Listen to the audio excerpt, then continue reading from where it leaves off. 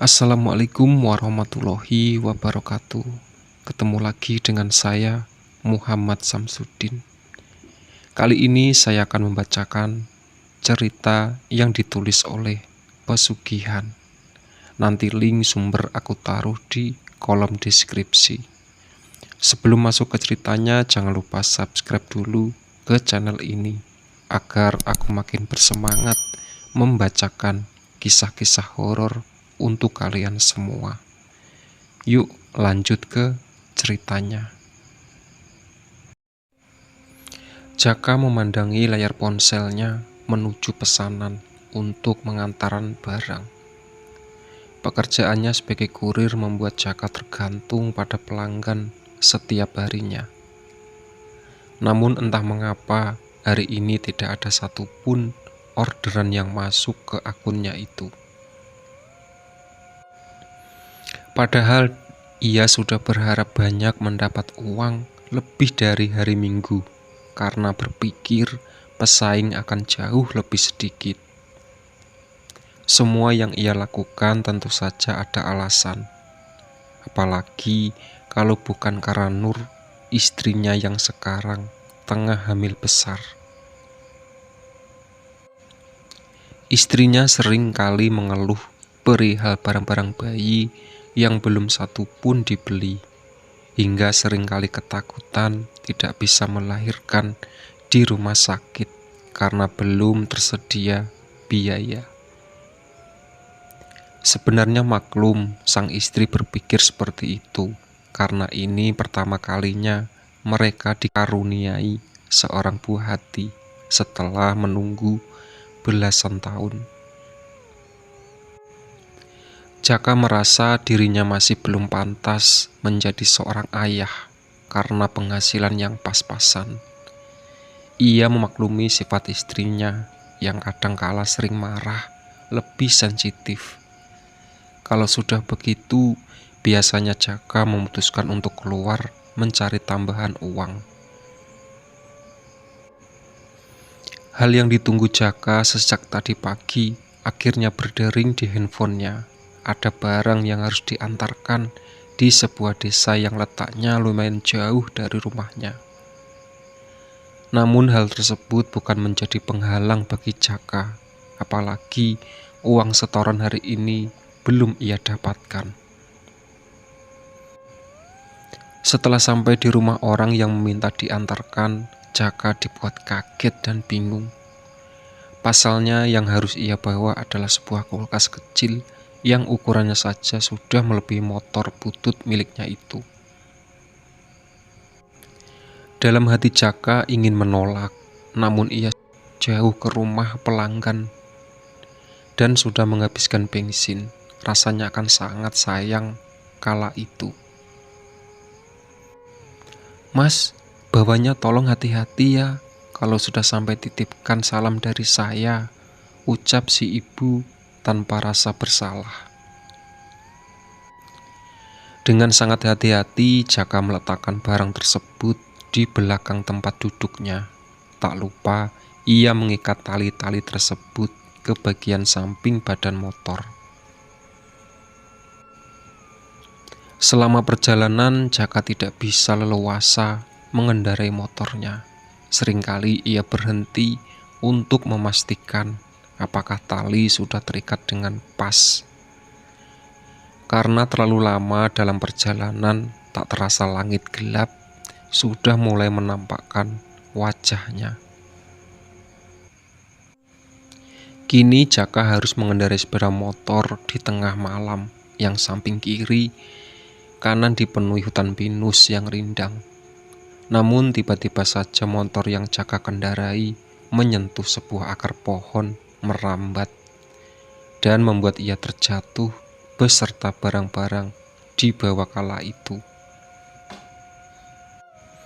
Bukan diri motornya yang Jaka khawatirkan, melainkan kulkas yang ia bawa kini sudah retak di bagian depan. "Aduh Gusti, ganti pakai apa ini?" ujarnya dengan resah.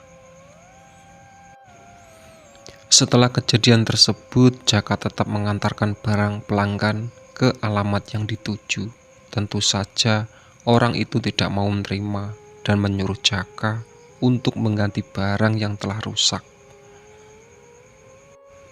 Karena terlalu pusing dapat uang dari mana, Jaka memilih berpikir sejenak di bawah pohon beringin samping jalan. Ia tidak berani pulang apalagi bicara hal tersebut kepada istrinya. Namun saat sedang melamun, tak lama ada tangan seorang yang menyentuh pundak Jaka. "Sudah tak apa, jangan terlalu dipikirkan. Aku tahu cara kamu mengganti barang itu," ujar si kakek dengan suara lirih. Saat itu Jaka tidak berpikir dari mana kakek tersebut tahu masalah yang Jaka hadapi. Bahkan seperti orang yang sudah terhipnotis, ia mengikuti apa yang kakek tersebut ucapkan hingga kini ia telah berada di sebuah rumah yang terbuat dari anyaman bambu. Kakek tersebut menjelaskan satu cara yang mudah mendapatkan kekayaan, yakni dengan melakukan pesugihan. Syaratnya Jaka harus memberikan si kakek jantung pingsan di akhir ketika ia sudah sukses dalam pesugihan tersebut. Tawaran itu langsung Jaka setujui, berpikir toh cuma jantung pisang yang harus ia beri sebagai balasan. Agaknya itu bukan menjadi masalah untuk Jaka. Seminggu setelah perjanjian tersebut, Jaka mendapat kabar baik jika ia menjadi salah satu pekerja yang mendapat undian dari kantor pengiriman sebesar puluhan juta. Sontak ia langsung kaget bukan main dan merasa senang setengah mati. Uang tersebut ia percaya datang berkat pesugihan yang ia lakukan sebelumnya. Lantas, dari uang tersebut Jaka menggunakan untuk membeli keperluan bayi beserta biaya rumah sakit untuk perawatan Nur. Maklum saja, istrinya sudah hamil 8 bulan. Namun kejadian tak terduga menimpa Jaka dan istri saat tahu anaknya meninggal di dalam kandungan. Padahal beberapa hari sebelumnya dokter berkata tidak ada yang perlu dikhawatirkan dari kandungan Nur.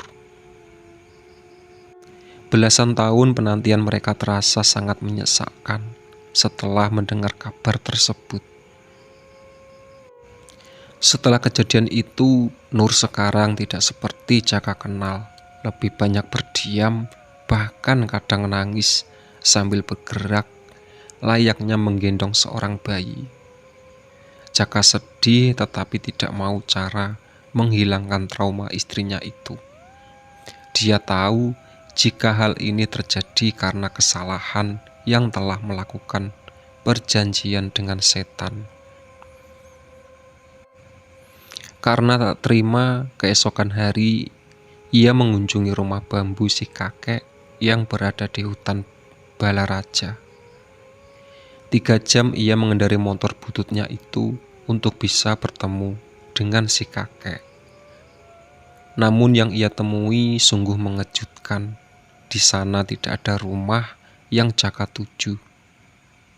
Padahal ia sudah yakin betul letaknya persis di samping pohon beringin. Namun kini yang ada di depannya hanya hamparan tanah merah dengan batu nisan yang sudah ditutupi dengan tumbuhan merambat. Tertulis di atas batu nisan tersebut, Sukiono 1934. Jaka terdiam, ingin mencerna semua yang terjadi. Sebelum tiba-tiba ada tangan yang tidak diselimuti dengan kulit, memperlihatkan bagian daging yang dipenuhi dengan ulat menyentuh pundaknya. "Kamu cari saya." Cerita ini merupakan rekayasa dari kisah yang berkembang di masyarakat. Kesamaan nama dan tempat kejadian hanya kebetulan belaka. Itulah sahabat, cerita dari pesugihan menukarkan janin untuk dapat kekayaan.